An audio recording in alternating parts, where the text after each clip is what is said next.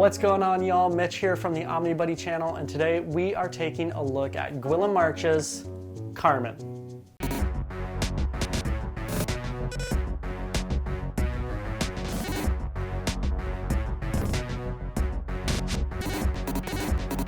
All right, so this book is actually a relatively short read. It's kind of deceptively longer read than I thought it was going to be, because there is actually a lot of dialogue in here. But anyways, this book, phenomenal. Art, super cool. I gotta preface this. I hope I can blur everything out, but one of the two main characters in this book is basically naked the whole time. So hopefully I can blur out most of the boobies and all that, but just consider this overview not safe for work, adult, mature readers, all that kind of stuff, which is, I mean, great book. Kind of hard to recommend it to kids and all that and younger audiences because of all the nudity and stuff like that in it, but it does have some really interesting, cool concept stuff in there. So you know what, enough of me blathering about it. Let's check it out. All right, so here is Carmen. This is the DM variant, so it comes with a dust jacket on it.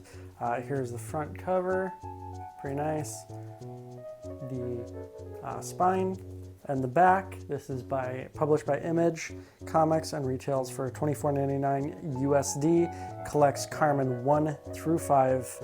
And yeah, let's crack this open. So I won't actually show you the inside of this dust jacket because it does have a full little mini story in there, but is for after reading. Look inside this dust jacket to find a bonus one-page story. Spoiler alert. So so we're going to take this off and not show it quite yet. Throw that off to the side. So here is the actual, if you get the regular hardcover by Guillem March. So it's got that nice spot gloss on there. And then here is the spine again, some spot gloss on the logos, and then the back right there. So some nice quotes by David Mack, Manara, CBR, and The Beat there. So before I get into this book, I do want to reiterate that this is a very not safe for work book.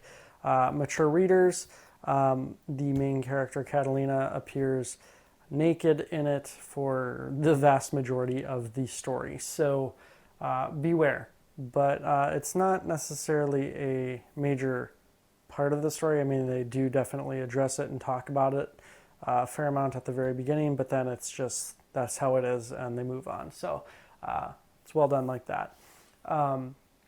And it's not like gratuitous nudity, mostly just breasts and things like that. So I will try and blur out the vast majority of it so that YouTube does not hate me too much. But yeah, fair warning, might miss some or whatever. I do love end sheets, and I love that in this book they do some really nice art end sheets that correlates well with the story. So that's super nice. I love that. And then we get right into it with the story and art by Guillem March. We got color assistant by Tony Lopez, Dan Christensen on translation, and a whole bunch of other people on there.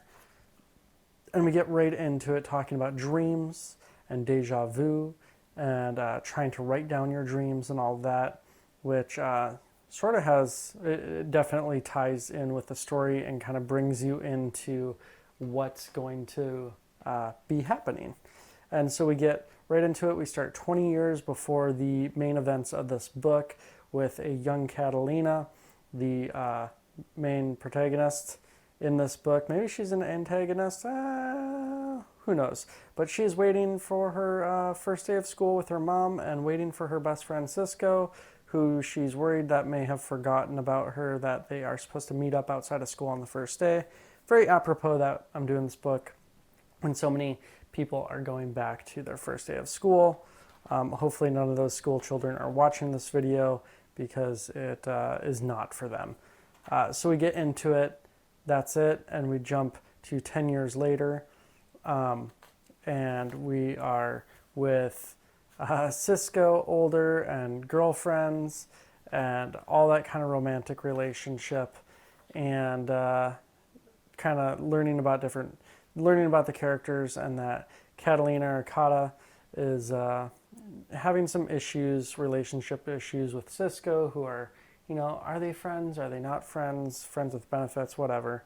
You don't really necessarily know, but you get right into it where all of a sudden you have this mysterious character in a skeleton costume, or is she naked? And it's just like, I don't know. It's weird. They never addressed that, actually. But you're in a bathroom, and you hear this code red, and then she shows up, and it is pretty much gets right into it. You have the roommate, and here we go.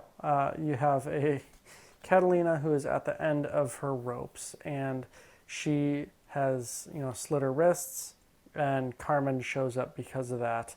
And they, she's kind of, is she the Grim Reaper? Is she not? Is she a figment of her imagination?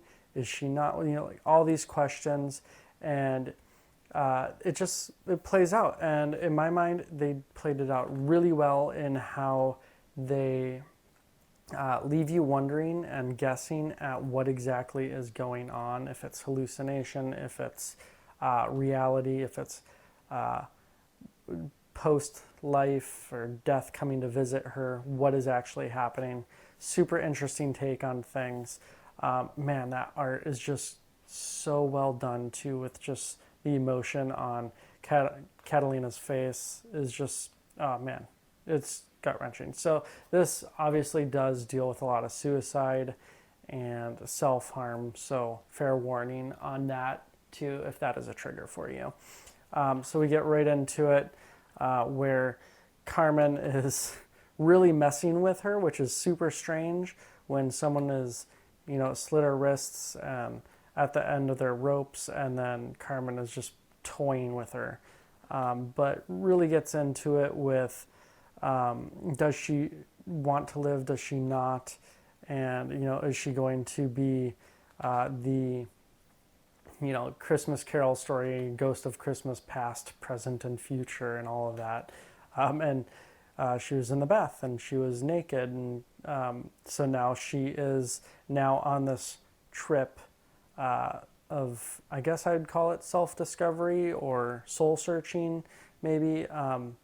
And she's on it naked and seeing her friends and roommates and the old lady who lives in the room below her. And she's so concerned not with her mental state and the fact that she just tried to commit suicide, but she's so concerned with being naked in public and no one can see her, and Carmen's poking fun at her and giving her all these tips on how she can do whatever she wants and no one can know her. So it's really interesting, and the ideas they go by with, like, oh, can you fly, can you not, can you go through people, can you not go through people? And it's such a cool concept in how March 1 draws this concept, like with the paneling of her flying up into the air and like taking off, and instead of doing multiple panels, it's just the character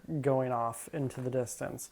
Really cool, really well done, absolutely fantastic art. I loved the color palette too, a lot of muted tones, and then sometimes there's just some very bright splashes of color in there.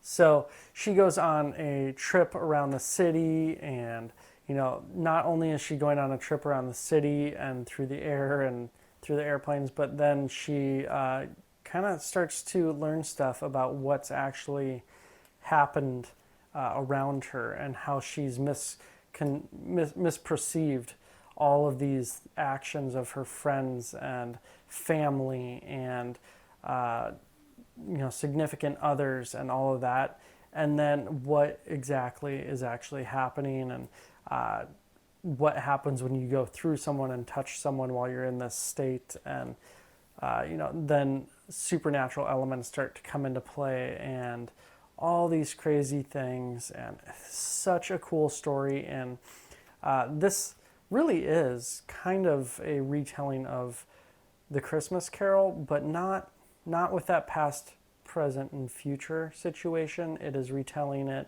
in a way, kind of going through that, you have that ghost guiding you and having that self-reflection and self-discovery along the way, that sort of thing. And just how she, as a person, can she grow? Can she not? Is it too late for her? Is it not too late for her? Very interesting take on things. And then it gets into behind the scenes on that whole situation, on who Carmen is and what she's doing and how she's doing it and how she's perceived, and how that whole behind the scenes orchestration is happening too. Really cool, really interesting. And then what happens when she is, really put into the thick of it, and what people think she is doing from behind the scenes, and what we think is happening. I'll skip ahead because I really don't want to give away too much.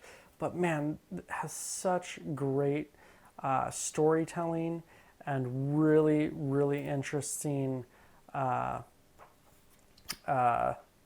ways of telling it. Absolutely a fantastic book.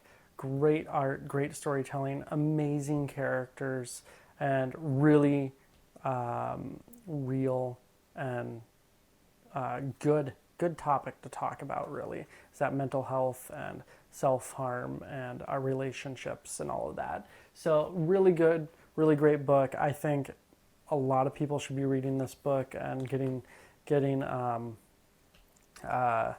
about this and getting it from a different perspective. It's got a lot of great extras in it, some really nice art and paneling and progression and things like that. I absolutely love this kind of extras where you can see like the penciling and then the inks over the top. So cool, and especially when they take photos of their workspaces. Love it. And then you got the cover gallery here. So really nice covers, and I love when they do the progression for the cover gallery too. Really nice stuff of featuring Carmen and Catalina. Really, oh man, I missed that one. That's a gorgeous one. That reminds me of the Alias cover from the Omnibus. Oh man, so cool. So cool. Love that watercolor style. Really nice. But yeah, some really great extras in here, and then those great end sheets. So that is the book. And then here is just the quick, I won't show it too much, but here is the inside of the dust jacket, which has a fun, interesting little, just kind of not really adding to the story as much as it just kind of gives another little detail of what happened. And we might not have seen that part, and they didn't really show us that part, but showing us a little detail of something else that happens with Carmen. Interesting stuff, very cool. That is your overview of Carmen. All right, so that was Guillem March's Carmen. Like I said, hopefully I got it all blurred out. Awful time editing all of that out. Trying to make YouTube happy and all of that. But like I said, art was fantastic. The story was super cool. Such a good twist on kind of that life after death, going into the light, following the light, whatever it is, as you're dying, kind of a situation. Very cool take on it, very cool twist on it. That just kind of, it grabs you, and then it keeps building on it until the very end, when it gives you something that you definitely, I kind of expected at the beginning, but then I kind of let go of that expectation, and then I got it back, which was super cool. Don't really think that's a spoiler much, but is what it is. But yeah, make sure to check it out. If you want to pick this book up, hit up Organic Priced Books, use code OmniBuddy for $2 off every order. If you want to buy 3 or more books at the same time, be careful pre-ordering. You can use code Omnibuddy Ship It Together, all one word. They'll all ship together when the last book comes out, so be careful if you're pre-ordering, but using that code will get you 5% off your entire order. But even if you can't get it through Organic Priced Books, if you're across the pond, over in Europe, Australia, wherever, make sure to find this book. Super cool book. March did a great job on this.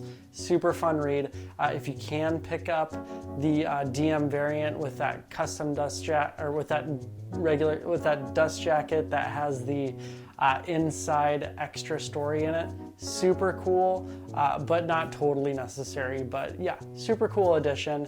But that's it. I'll let you go. Don't forget to like, subscribe, hit the bell for notifications, do all those things. But the most important thing to do is comment. Let me know what your favorite graphic novel, comic, whatever story is about death. I mean, a lot of comics have death in them, but ones that focus on what happens when, after, all that kind of situation of what happens after death.